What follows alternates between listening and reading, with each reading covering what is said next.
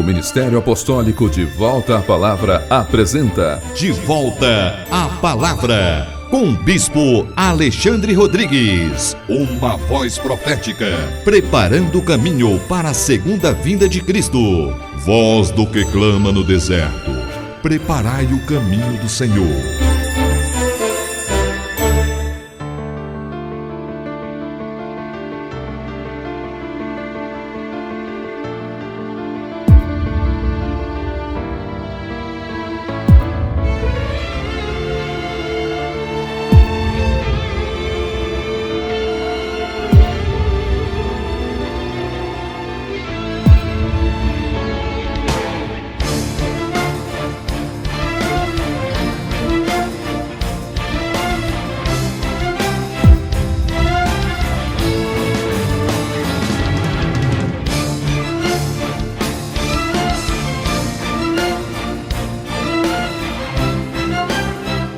Bom dia, toda honra e toda glória sejam dadas ao nosso Senhor e Salvador Jesus Cristo, ao Senhor da Igreja e a todos vocês que estão em casa, graça e paz vos sejam multiplicadas. Este é o programa De Volta à Palavra, um programa do Ministério Apostólico De Volta à Palavra, um ministério que é comprometido com a edificação do corpo de Cristo, um ministério comprometido com a verdade de Deus, não segundo os homens, não segundo as religiões dos homens, mas segundo a Bíblia Sagrada, sobretudo segundo os 27 livros do Novo Testamento, que são ali os ensinamentos de Jesus Cristo e de seus apóstolos. Essa busca pela verdade, essa busca na Bíblia Sagrada é um dever de todo cristão, conforme nós podemos encontrar em Judas, capítulo 1, versículo 3, quando ali o apóstolo nos diz que nós devemos batalhar diligentemente pela fé que de uma vez por todas foi dada aos santos. É por essa razão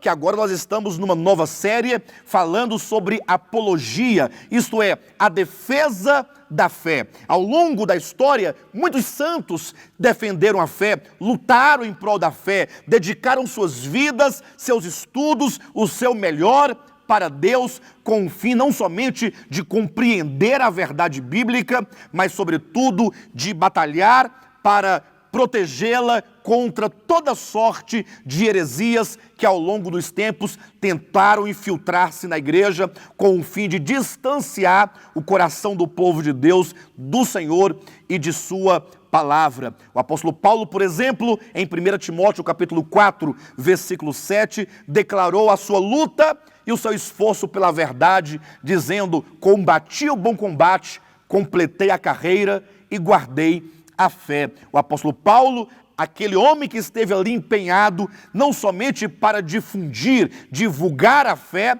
mas também de preservá-la contra os ataques do maligno, contra os sofismas e enganos dos homens decaídos. E nós então, do Ministério Apostólico De Volta à Palavra, como aqui dando continuidade a esse ministério, a essa luta, a essa batalha, também queremos dar a nossa participação, a nossa contribuição no estudo da Escritura Sagrada e então na defesa da fé neotestamentária. Para tanto, eu convido a cada um de vocês a abrirem suas Bíblias no livro de Hebreus, no capítulo 13. Estamos aqui agora falando questões relacionadas à lei. Isso porque nós levantamos aqui, em mensagens anteriores, a questão sobre a base do relacionamento do crente para com Deus. Se é a base da fé, tão somente na base da graça de nosso Senhor Jesus Cristo, ou se porventura podemos nós, ou devemos nós buscar no Antigo Testamento, na Antiga Aliança, buscar na lei essa base para podermos então nos relacionar com Deus. E então você também poderá acessar o nosso site, devoltapalavra.com, e ali acompanhar ministrações anteriores a essa, que vão construindo um caminho exegético em busca desta verdade. Abra sua Bíblia em Hebreus, no capítulo 13, quero ler com você a partir do versículo 9, que nos diz assim: não vos deixeis envolver por doutrinas várias e estranhas, porquanto o que vale é estar o coração confirmado com graça e não com alimentos, pois nunca tiveram proveito os que com isso se preocuparam. Possuímos então um altar do qual não tem direito de comer os que ministram no tabernáculo. Pois aqueles animais cujo sangue é trazido para dentro do Santo dos Santos pelo sumo sacerdote, como oblação pelo pecado, têm um corpo queimado fora do acampamento. Por isso foi que também Jesus, para santificar o povo, pelo seu próprio sangue, sofreu fora da porta. Versículo 13: saiamos, pois, a ele fora do arraial, levando o seu vitupério. Hoje queremos, então, dar continuidade na base desse texto, falando algumas questões da lei ou algumas questões do Antigo Testamento que se fazem tão presentes nos nossos dias. Nós já sabemos, mediante o estudo da palavra nas mensagens anteriores, que a única base na qual o crente pode se aproximar de Deus e então permanecer na sua presença e usufruir e desfrutar de toda sorte de bênçãos espirituais que o Pai nos concedeu, a única base é a base da fé. É a base da graça, base essa que se sustenta no sacrifício de Cristo, nos méritos de Cristo, que está no fulcro do sacrifício de Cristo Jesus a favor de todo aquele que crê. Mas veja que o apóstolo Paulo, aqui nessa porção do livro de Hebreus, nos adverte dizendo que nós não devemos nos deixar envolver por doutrinas várias e estranhas. Ou seja, há uma doutrina na qual nós devemos edificar a nossa fé. Há uma doutrina na qual devemos nós edificar a nossa vida cristã. Conforme Jesus declarou em Mateus, no capítulo 7, versículos 24 em diante, que há duas posturas ou dois procedimentos do crente em face da palavra de Deus. Há aqueles que ouvem a palavra e praticam a palavra. Esses são aqueles que edificaram a sua vida na base da prática da palavra de Deus. É comparado a um homem que edificou a sua casa sobre a rocha. Mas também é dito que há aqueles que ouvem a palavra e não a pratica. Esses são aqueles que simbolicamente edificam a sua casa sobre a areia. De maneira que diz a Bíblia que virão os ventos, virão as chuvas e virão os rios e baterão de ímpeto contra aquela casa, de maneira que se você é daqueles que edificou a sua casa sobre a rocha, isto é, no fulcro da palavra de Deus, segundo o Novo Testamento, então a sua casa permanecerá de pé. Ao passo que aqueles que não pensaram, não refletiram, não consideraram e, sobretudo, não obedeceram, não conduziram suas vidas segundo a sã doutrina do Novo Testamento, diz a Bíblia que um dia a sua casa vai ruir. Isto é, será que a nossa vida será aprovada diante de Deus naquele dia? Eu acredito que é preocupação de cada cristão saber, se a sua vida cristã será ou não aprovada pelo Senhor. É por isso que o apóstolo Paulo diz que nós não podemos nos deixar envolver por doutrinas várias e estranhas. E talvez alguém diga assim, pastor, mas pelo que eu percebo, as doutrinas várias e estranhas são as suas, aquelas que você prega, porque tudo aquilo que você fala, na sua maioria, nós sequer sabemos, nós estranhamos. Achamos muito estranho, porque estamos mesmo acostumados com a mensagem que nós ouvimos diariamente por meio da televisão, ou dos livros, ou das rádios, ou então mesmo dos púlpitos das igrejas. Mas veja que quando o apóstolo Paulo diz sobre doutrinas várias e estranhas, ele se refere às doutrinas que não têm o seu fundamento na Escritura. Porque a doutrina que não é estranha ao colégio apostólico, ou para a igreja primitiva, ou para o crente, é aquela doutrina em que você encontra a sua fundamentação na Bíblia Sagrada. Qualquer doutrina que foge do ensinamento da Bíblia Sagrada é considerada para a palavra de Deus estranha, uma doutrina ou uma palavra que não é compatível aos ensinamentos dos apóstolos. É por isso que ele continua dizendo no versículo 9, que o que vale de fato, o que mais vale para um cristão, é estar com um coração confirmado com graça, e não com alimentos, pois nunca tiveram proveito os que com isso se preocuparam. Ou seja, a vida cristã, ela tem a base da graça de Deus. É porque é por meio da graça que nós somos salvos, é por meio da graça que somos reconciliados com Deus,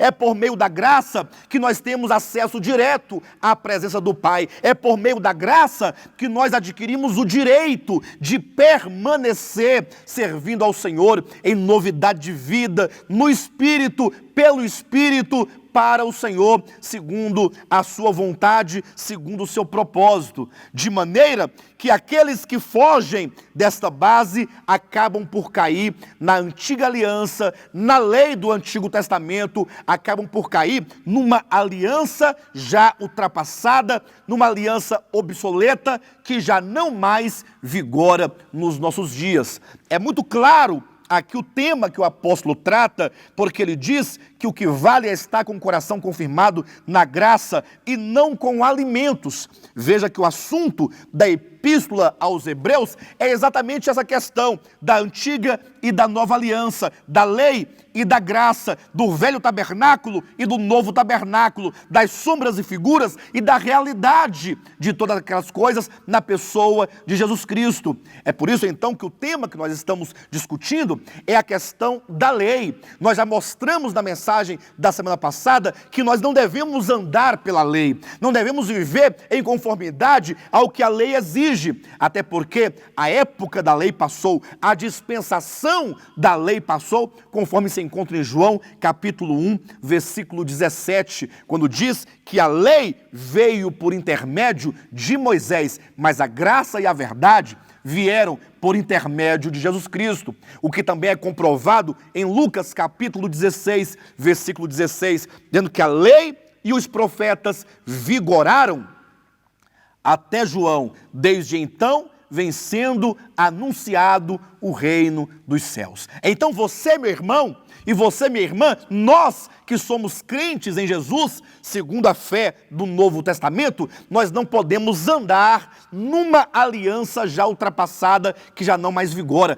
Devemos andar segundo o padrão, segundo o modelo, segundo a nova lei do reino dos céus, que se encontra aqui no Novo Testamento. É por isso que nesta manhã eu trago 3 questões relacionadas à lei do Antigo Testamento, questões essas que se encontram tão fortemente no meio do povo de Deus nos nossos dias, para que nós possamos mostrar biblicamente que nós não podemos participar desses elementos, desse tipo de culto, dessas coisas, porque delas, na nossa dispensação, o Senhor não se agrada. A primeira questão é a questão do sábado, porque muitos cristãos, não somente aqueles que se intitulam adventistas do sétimo dia, mas também cristãos de outras denominações, têm se preocupado com a questão do sábado, têm questionado, têm se perguntado, ora, o crente deve ou não guardar o dia do sábado, conforme se encontra tão claramente revelado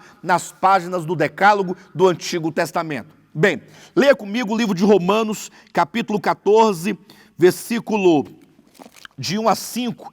Vejam como que o apóstolo Paulo nos esclarece essa questão, dizendo: acolhei ao que é débil na fé, não porém para discutir opiniões. Um crê que de tudo pode comer, mas o débil come legumes. Quem come não despreze o que não come, e o que não come não julgue o que come, porque Deus o acolheu. Quem és tu que julgas o servo alheio? Para o seu próprio Senhor está em pé ou cai, mas estará em pé, porque o Senhor é poderoso para o suster. Versículo 5. Um faz diferença entre dia e dia, outro julga iguais todos os dias. Cada um tenha opinião bem definida em sua própria mente. Quem distingue entre dia e dia, para o Senhor o faz. E quem come, para o Senhor come, porque dá graças a Deus. E quem não come, para o Senhor não come e dá graças a Deus. Porque nenhum de vós vive para si mesmo, nem morre para si. Porque se vivemos, para o Senhor vivemos, se morremos, para o Senhor morremos. Quer, pois, vivamos ou morramos, somos do Senhor. Veja com que clareza o apóstolo Paulo coloca essas questões. Em primeiro lugar, ele quando diz aqui sobre faz diferença entre dia e dia, porque há aqueles que fazem a diferença entre o sábado e outros dias, mas tem outros que julgam iguais todos os dias. Quando ele diz, cada um tenha bem definida em sua própria consciência essas coisas, é porque esse tema, a guarda de um dia da semana, seja o sábado, ou seja o domingo, ou qualquer outro dia, não é uma doutrina bíblica, não é uma doutrina neotestamentária, não é um ensinamento de Jesus e de seus apóstolos. Eu sei que há aqueles que insistem na guarda do sábado, e também há outros, que insistem na guarda do domingo, mas no Novo Testamento isso é uma questão de cada um, não é uma questão que é colocada como exigência ou como mandamento para a igreja de Jesus Cristo. É por isso que no livro de Gálatas, no capítulo 4, veja, capítulo 4, versículos 9 e 10, o apóstolo Paulo repreendia a igreja porque ela estava se deixando escravizar por pessoas que queriam conduzi-la de volta à prática irredutível da lei. O apóstolo Paulo diz que não há dia de guarda específico, porque um faz diferença, o outro não faz, mas isso não importa, isso é de cada um. Mas no momento em que aparece alguém e diz, olha, você deve guardar esse dia, porque do contrário você não será salvo, ou do contrário você está ofendendo a Deus, quando isso acontece, pessoas querendo conduzir a igreja de novo a uma escravidão, aí neste momento a Bíblia se posiciona e repreende dizendo, capítulo 4 de Gálatas, versículo 9 em diante, mas agora que conheceis a Deus, ou antes sendo conhecidos por Deus, como estáis voltando outra vez aos rudimentos fracos e pobres, aos quais de novo quereis ainda escravizar-vos, guardais dias e meses e tempos e anos. Então veja que o apóstolo Paulo começa desde os dias, referindo-se à guarda do sábado semanal ou de qualquer outro dia semanal, até chegar nos anos que se refere às grandes festas do povo de Israel. De todo modo, a Bíblia nos ensina que nós não podemos nos colocar sob julgo de escravidão para guardar dias ou tempos ou meses ou anos. Você é totalmente livre no Senhor, não somente para servi-lo em um determinado dia da semana, mas para servi-lo em novidade de vida, no Espírito, todos os dias, porque a sua vida é de Deus. Quer você viva, quer você morra, você é do Senhor, você é totalmente de Deus, porque você foi comprado e redimido pelo precioso sangue de Cristo, para então pertencer a Ele. É por isso que aqui na epístola de Paulo aos Colossenses, mais uma vez, o apóstolo Paulo traz essa questão, capítulo 2, leia comigo o versículo 16 e 17, que nos diz: ninguém, pois, vos julgue por causa de comida e bebida, ou dia de festa, ou lua nova, ou sábados, porque tudo isso tem sido sombra das coisas que haviam de vir, porém o corpo é de Cristo. E aqui nesse ponto, o apóstolo Paulo deixa claro que essas questões, comida, bebida, dias de festas, lua nova ou sábados, de fato são bíblicos, mas fazem parte de um antigo sistema da antiga aliança que, como sombras e figuras, apontavam para uma realidade por vir, como é dito, porque o corpo é de Cristo, a substância é Cristo, a realidade é Cristo, e então o sábado, como todas as outras questões da lei, apontavam para o homem perfeito, para o Deus encarnado, para o seu sacrifício, para a sua obra de redenção, para tudo aquilo que ele faria em prol do homem. Então o apóstolo Paulo explica que nós já não mais estamos sujeitos a estas coisas, porque tudo isso era apenas uma sombra daquilo que haveria de vir. Tendo vindo Cristo, a sombra desaparece, nós temos então a realidade de todas as coisas. Bem, falamos aqui do sábado, mas há um segundo elemento, e uma segunda questão muito presente nos dias de hoje, que é exatamente as festas e os utensílios judaicos do templo judaico, conforme nós vemos penetrar nas igrejas evangélicas. O povo de Deus anda trazendo para o seu seio, trazendo de volta as coisas da antiga aliança que já foram superadas pela nova aliança, que já foram suplantadas pelo Novo Testamento. Igrejas evangélicas praticando a festa dos tabernáculos, praticando a festa das cabanas, a festa das trombetas, colocando dentro dos templos evangélicos arcas, tocando o chofar, ou seja, trazendo esses rudimentos que já estão obsoletos diante da excelente glória da nova aliança. É por isso que no livro de Hebreus, quando nós lemos aqui no capítulo 13, o apóstolo claramente nos mostra, dizendo o seguinte, que assim como, capítulo 13, versículo 10 em diante, assim como aqueles animais, eles morriam e eram tirados para fora dos portões de Jerusalém, assim Cristo, quando morreu, ele morreu fora de Jerusalém. Quando Jesus pegou aquele madeiro, ele pegou aquela cruz e então ele foi ali se dirigindo para fora de Jerusalém. A cada passo que Jesus dava em direção para fora da cidade, é como que ele simbolicamente e profeticamente estivesse a nos dizer: vejam, o Cristo de Deus, ele veio para Jerusalém, entrou em Jerusalém e, como cumprimento de todas as sombras e figuras do Antigo Testamento,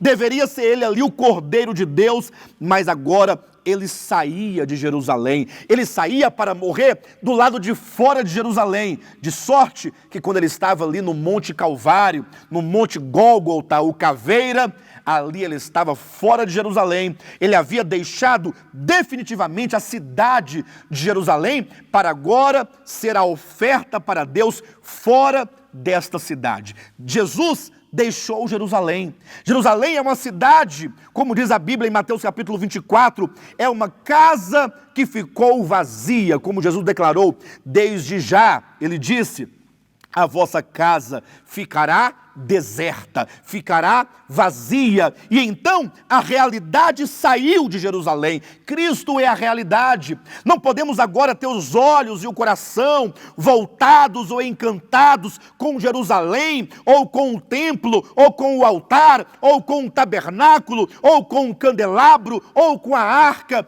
porque isso são coisas que eram apenas sombras e que se cumpriram, encontraram sua realidade e substância na pessoa de Jesus. Razão porque o apóstolo Paulo diz então, no versículo 13 de Hebreus 13, leia comigo: saiamos, pois, a ele fora do arraial, levando o seu vitupério. 14, na verdade, não temos aqui uma cidade permanente, mas buscamos a que há de vir. O ensinamento bíblico a respeito disso é muito claro. Leia, meu irmão, leia, minha irmã, todo o livro de Hebreus e você então terá a plena convicção de que todo aquele sistema levítico da lei, segundo a antiga aliança, que se encontra no Antigo Testamento, já foram superados. Portanto, irmãos em Cristo, líderes do povo de Deus, pastores, vamos conduzir a igreja a uma experiência de Cristo, a uma experiência da realidade de Cristo, da pessoa de Cristo e de sua obra, rumo ao cumprimento do supremo propósito de Deus.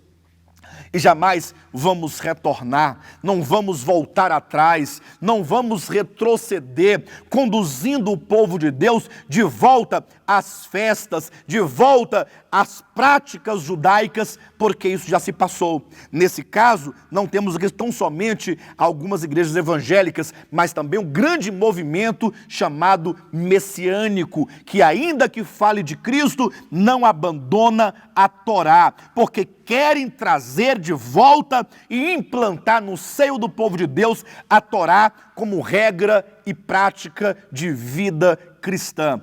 Isso já foi totalmente superado, basta que você leia Atos capítulo 15 e ali você vai encontrar o primeiro e grande concílio dos apóstolos em Jerusalém para decidir essa questão. Não poderia colocar sobre os ombros dos gentios nenhuma carga a respeito da circuncisão ou da lei de Moisés, senão que eles deviam tão somente viver pela graça de nosso Senhor Jesus Cristo. Mas veja que há um terceiro elemento e uma terceira questão, uma questão da lei, que também se faz presente hoje no meio do povo de Deus. Não somente a questão do sábado, a primeira questão, ou então das festas e utensílios judaicos, como agora colocamos, mas também a questão da teologia da prosperidade. Eu digo isso porque lá no livro de Deuteronômio, no capítulo 28, e eu quero que você anote, que você leia, lá nós vamos encontrar as declarações das bênçãos e das maldições.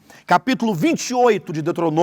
Ali o povo de Israel estavam divididos, 6 tribos diante do monte Gerizim e outras 6 diante do monte Ebal, quando então Deus ordenou a Moisés que se declarasse publicamente, expressamente, alto e bom som ao povo, quais eram as bênçãos decorrentes ali da obediência à aliança do Sinai, à aliança da lei. E também deveria pronunciar as maldições da lei decorrentes da desobediência do povo daquela aliança do Sinai. O tempo passou, a aliança mudou, agora estamos em um novo tempo, na nova aliança, no Novo Testamento, mas a teologia da prosperidade resgatou algumas das promessas ali da antiga aliança, Deuteronômio 28, e tem propagado nas igrejas evangélicas. Por exemplo, quando se diz para você abrir a Bíblia em Deuteronômio, capítulo 28, e então versículo 12, e o versículo 13, quando diz, não tomarás emprestado, mas emprestarás a muito. Ou então quando diz que você será cabeça e não cauda, porque Deus te fez cabeça e não cauda. Os crentes se empolgam com tal palavra e querem vê-las cumpridas nas suas vidas, né? Se empolgam com tais promessas e querem ver então cumpridas e realizadas na sua experiência. Entretanto, não tome apenas o versículo 12 e o 13 isoladamente, mas pegue todo o capítulo 28 e ali você verá claramente como é dito que aquelas bênçãos, entre todas aquelas que estão ali, nós mencionamos de não tomar dinheiro emprestado ou de ser feito cabeça e não cauda, aquelas promessas eram condicionais à obediência a toda a aliança. Se alguém hoje em dia pensa que pode ser abençoado e alcançado com tais promessas, não deve se esquecer que você deve conhecer então a antiga aliança, conhecer todos os seus mandamentos e se submeter a toda ela cabalmente sem errar. Porque se errar, é dito no mesmo capítulo 28, virão sobre você as maldições da desobediência da lei. As maldições da lei recairão sobre a sua vida. E é onde o apóstolo Paulo então entra em Gálatas capítulo 3, versículo 10, nos dizendo que Cristo nos resgatou da maldição da lei, fazendo-se ele próprio maldito em nosso lugar. É ali que o apóstolo Paulo diz que aqueles que são das obras da lei estão debaixo de maldição, porque não são capazes de cumprir com tantos requisitos, com tantos juízos, com tanto de mandamentos. Essa mensagem é um apelo à igreja de Jesus Cristo. Eu sei que talvez suscita muito conflito e dificuldade na mente de muitos, mas essa mensagem é dirigida somente aos verdadeiros filhos de Deus, sobretudo aqueles que são sinceros e querem encontrar na Bíblia Sagrada o fundamento da sua fé. Eu sei que muitos não querem saber do que diz a Bíblia, querem saber de suas tradições, dos seus sofismas e dos seus achismos, mas nós não temos o direito de achar qualquer coisa, nós só podemos tão somente nos inclinar diante da santa, perfeita palavra de Deus e encontrar nela o fundamento de nossa fé. Aí durante toda essa mensagem passou no seu televisor e agora também está passando os endereços das nossas igrejas. Nossa sede na QI 4, lote 23, setor de indústrias da Guatinga, todo domingo às 18 horas, também em Planaltina, quadra 5 Conjunto G, lote 40, Vila Buritis, Planaltina do Distrito Federal, todo domingo às 19 horas e também em Goiânia, conforme está no seu televisor, lá também às 19 horas. Venha conhecer o Ministério Apostólico de Volta à Palavra. Venha ter comunhão conosco. Venha compartilhar e venha receber da parte do Senhor. E também no nosso site de voltapalavra.com vocês encontrarão muitas mensagens em áudio e vídeo para o vosso aprazimento e edificação. Tenham todos vocês um bom sábado e Jesus Cristo é o nosso Senhor.